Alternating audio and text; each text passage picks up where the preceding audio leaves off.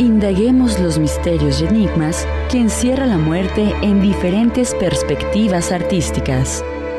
Sean bienvenidos al Museo Nacional de la Muerte. Museo Nacional de la Muerte.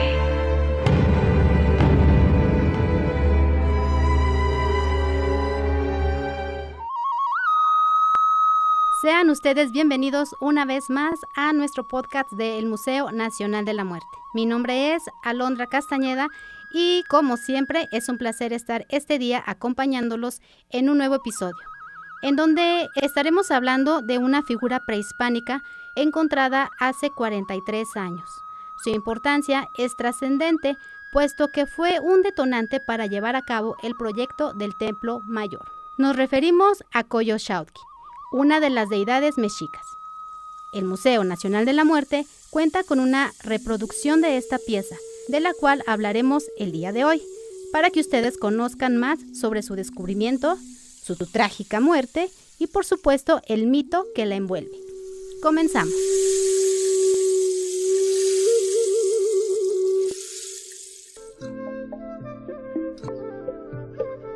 El 21 de febrero se conmemoró el 43 aniversario del hallazgo del monolito de la deidad mexica conocida como Coyolxauhqui, que en náhuatl significa la adornada con cascabeles y que además adquiere la connotación astronómica de la luna.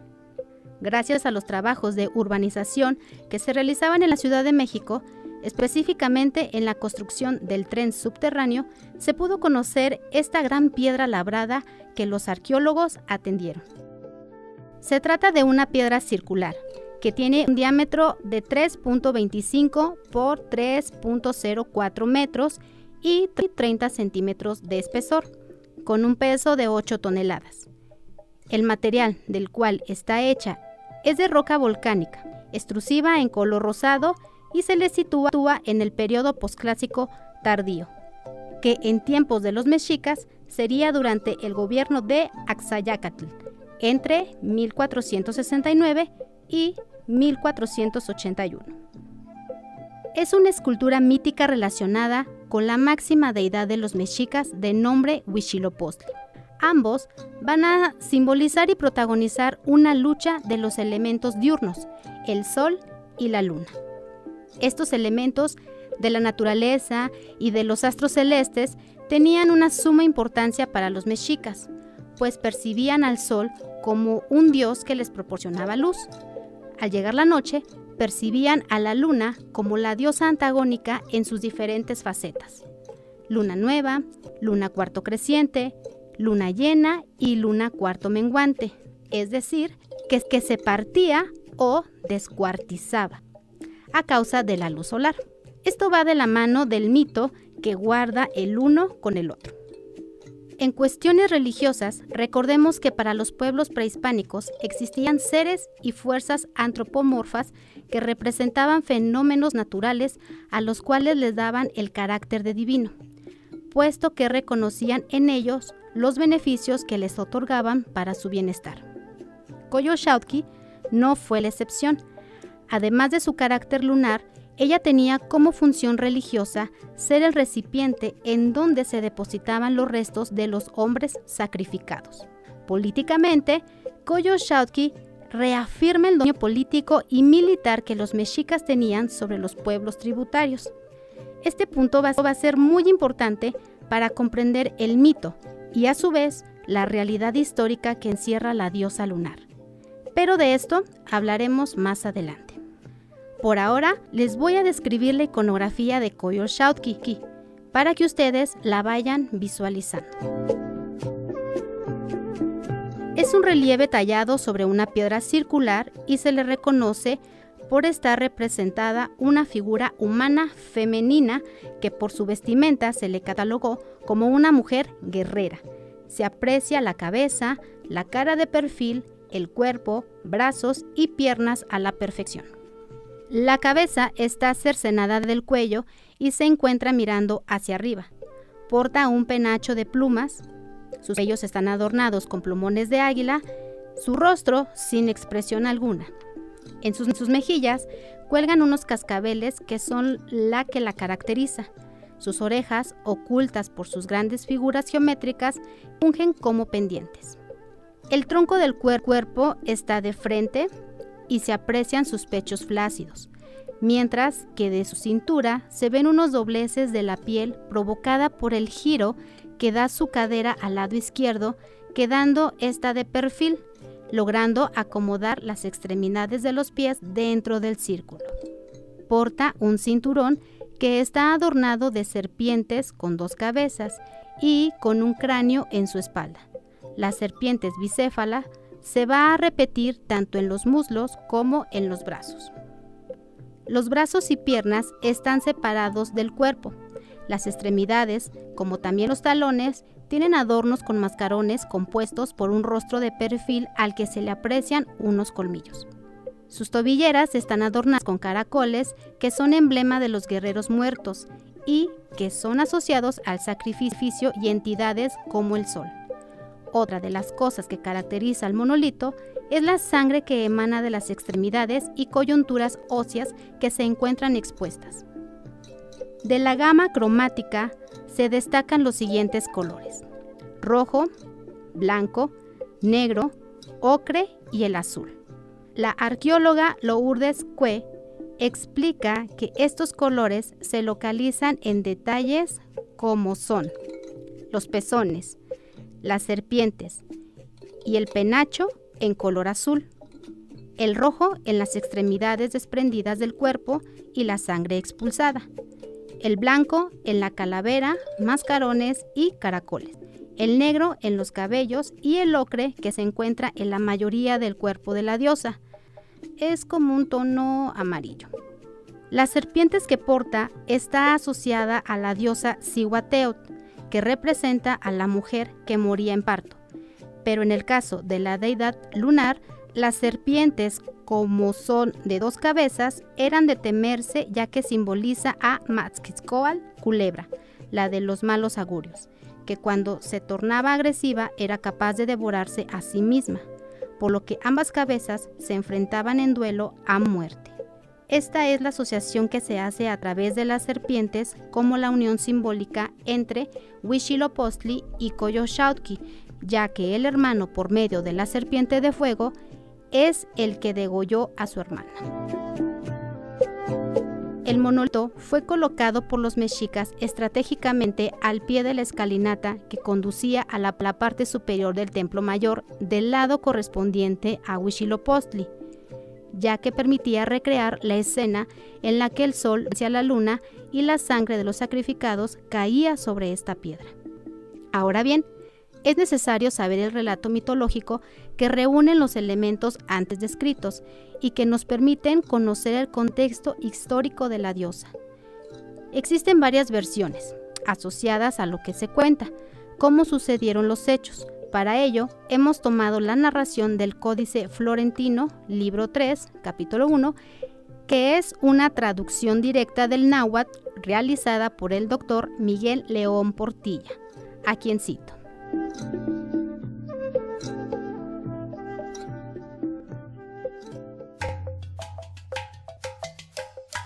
Mucho honraban los mexicas a Huitzilopochtli. Sabían origen. Su principio fue de esa manera. En Coatepec, por el rumbo de Tula, había estado viviendo. Ahí habitaban una mujer de nombre Coatlicue. Era madre de 400 surianos y de una hermana de estos de nombre Coyolxauhqui. Y esta Coatlicue ahí hacía penitencia, barría, tenía a su cargo el barrer.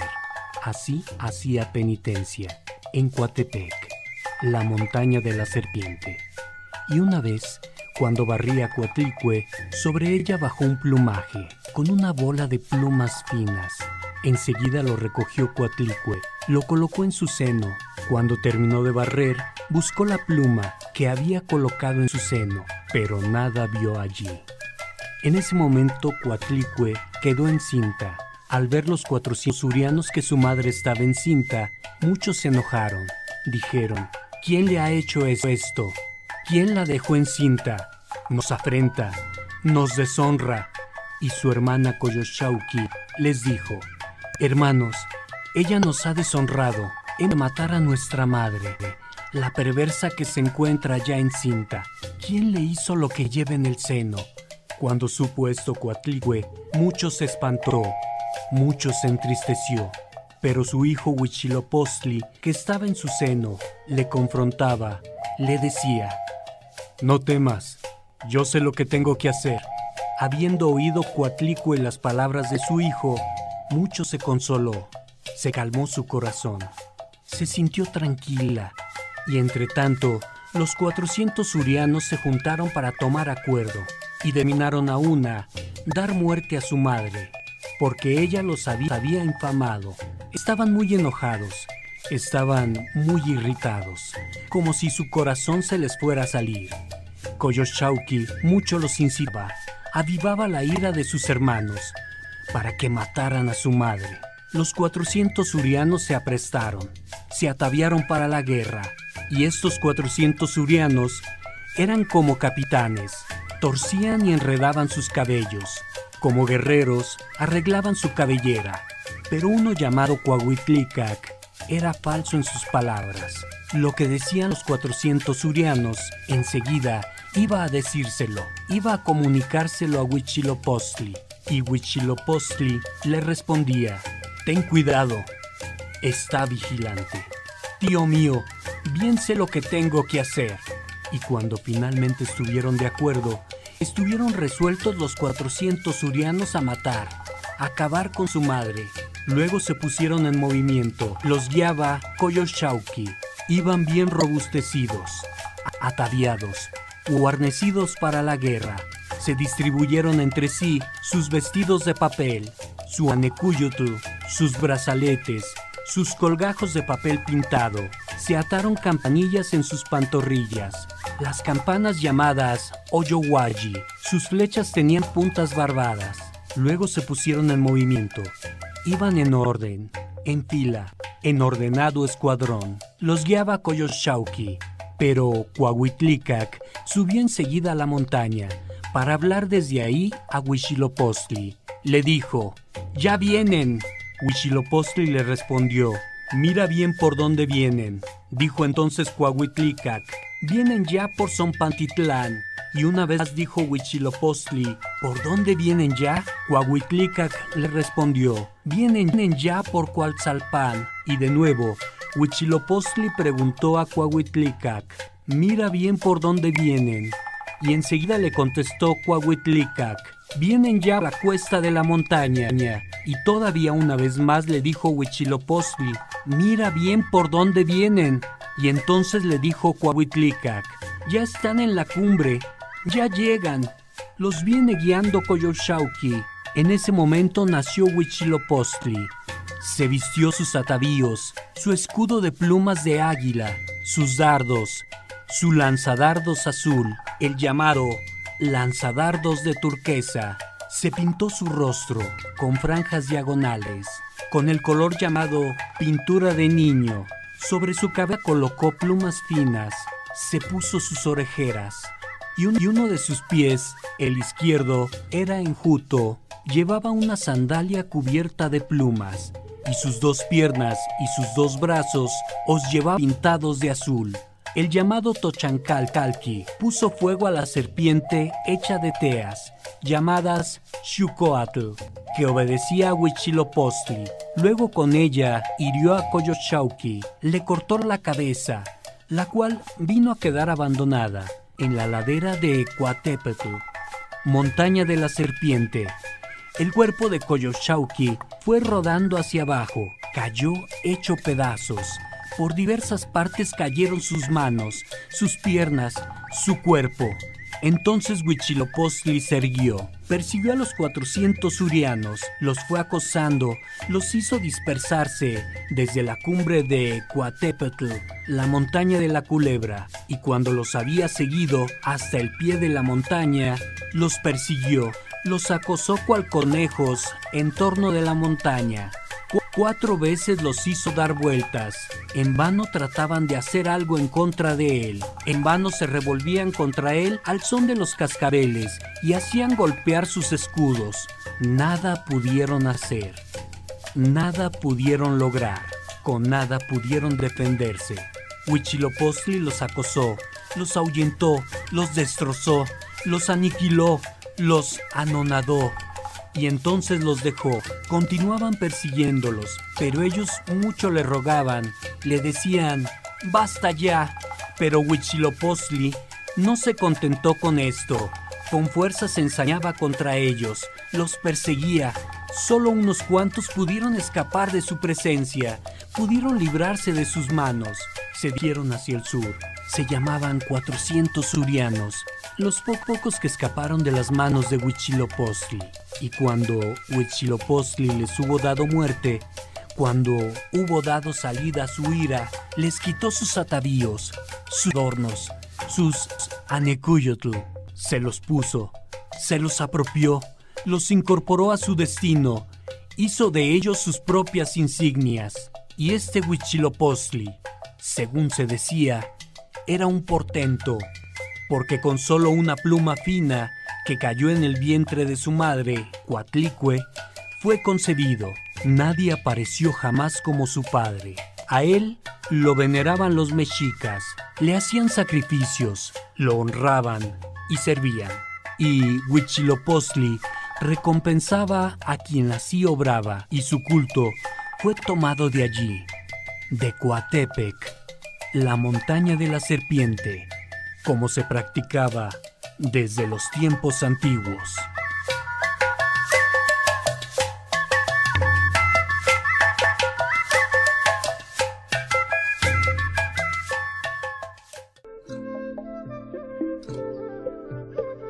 Qué interesante, ¿verdad?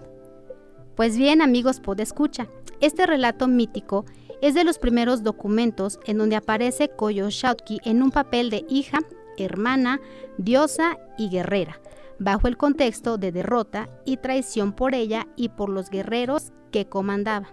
La descripción, o mejor dicho, el mito, tiene raíz a un hecho histórico verídico de los mexicas.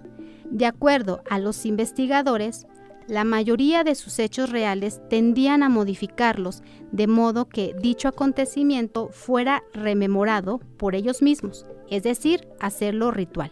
¿Cuál fue el hecho real en el caso de Coyolxauhqui? Todo tiene que ver desde que los mexicas emprendieron el viaje de Aztlán, donde estaban bajo el control de otros pueblos tributarios. Ellos salieron con la convicción de encontrar la ciudad que tendrían que fundar según lo que su dios Huitzilopochtli les indicó. Este grupo era liderados por un comandante guerrero, el cual posteriormente será deidificado como Huitzilopochtli. Fue una peregrinación que llevó años. Durante su trayecto, ellos llegaban a diferentes lugares donde se quedaban por un rato y después continuaban. Fue entonces que, al llegar al lugar conocido como Coatepec, es decir, el Cerro de las Serpientes, el grupo mexica se dividió en dos. Uno de ellos decía que ese era el lugar indicado para sentarse. El otro decía que no, que la señal dada por Huitzilopochtli del águila parada en el nopal no estaba presente, símbolo que jamás ocurrió según el arqueólogo Eduardo Matos Moctezuma. El grupo que decía que ese era el lugar estaba comandado por una mujer de nombre Coyolxauhqui, cosa que no era muy común entre estos grupos, ya que era un papel de mujer provocadora. Según la arqueóloga Miriam López, existieron un grupo de deidades femeninas rebeldes, destructivas, que fueron consideradas antimodelos y en el mito fueron marginadas de los ámbitos políticos, de la religión y la guerra.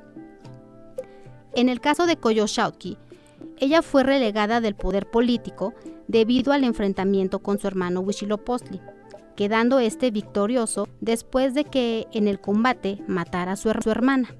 Primero le corta la cabeza y se devora su corazón, para después arrojar su cuerpo desde lo alto del cerro.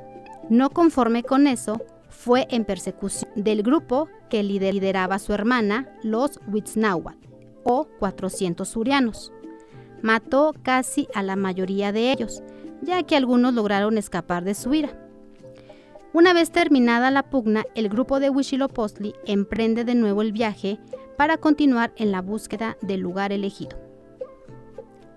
Ya que los mexicas estaban asentados, en el mes asignado a Huitzilopochtli recreaban el hecho, pero con prisioneros derrotados en combate.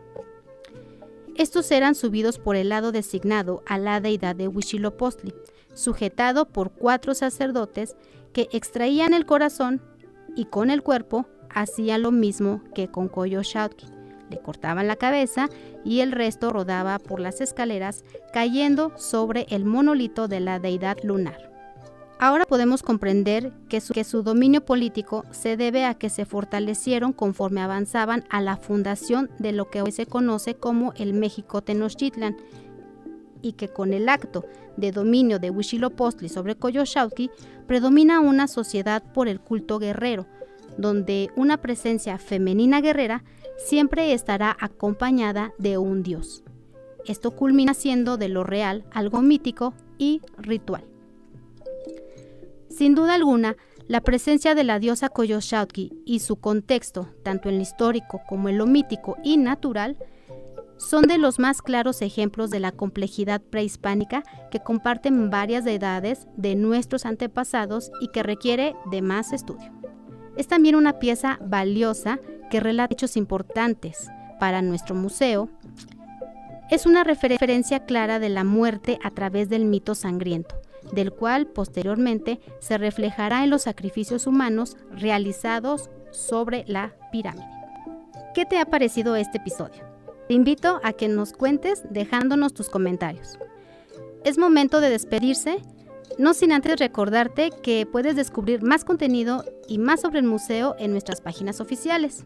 www.uaa.mx en el apartado de museo, donde podrás encontrar un recorrido virtual por medio de Google Arts and Culture, y de igual forma en nuestras páginas de Facebook e Instagram como Museo Nacional de la Muerte.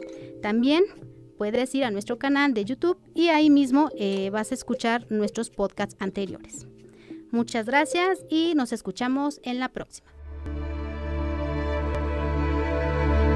Indaguemos los misterios y enigmas que encierra la muerte en diferentes perspectivas artísticas. Nos escuchamos en el próximo capítulo del Museo Nacional de la Muerte.